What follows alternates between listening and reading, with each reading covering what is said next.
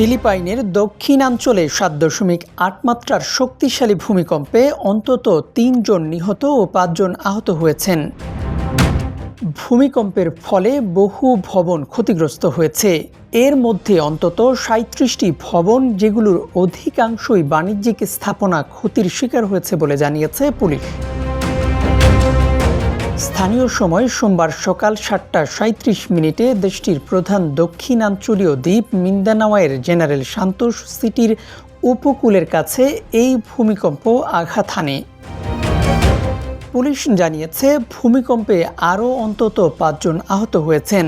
শক্তিশালী কম্পনের পর ফিলিপাইন, ইন্দোনেশিয়া ও জাপান সহ অঞ্চলের কয়েকটি দেশে সুনামি সতর্কতা জারি করা হয়েছে, তবে পরে তা প্রত্যাহার করা হয়েছে।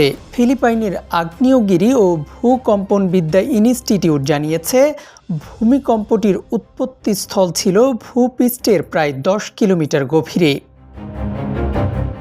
ভূমিকম্পের পর দেশটির প্রেসিডেন্ট ফার্ডিনান্ড মার্কোস জুনিয়র সংশ্লিষ্ট সরকারি সংস্থাগুলোকে দ্রুত পদক্ষেপ নেওয়ার নির্দেশ দিয়েছেন। একই সঙ্গে উপকূলীয় ও ঝুঁকিপূর্ণ এলাকার বাসিন্দাদের নিরাপদ স্থানে এবং উঁচু এলাকায় সরিয়ে নেওয়ার আহ্বান জানিয়েছেন তিনি। কর্তৃপক্ষ ক্ষয়ক্ষতির পরিমাণ নিরূপণ ও উদ্ধার কার্যক্রম চালিয়ে যাচ্ছে। নিহত ও আহতদের সংখ্যা আরও বাড়তে পারে বলে আশঙ্কা করা হচ্ছে।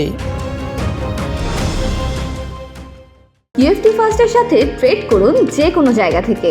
ক্যাম্পাসে ক্লাসের ফাঁকে, ঢাকার জ্যামে বসে কিংবা ঘরে বসে, ট্রেডিং এখন হাতের মুঠোয়। তাই ট্রেড করুন যখন খুশি, যেখানে খুশি।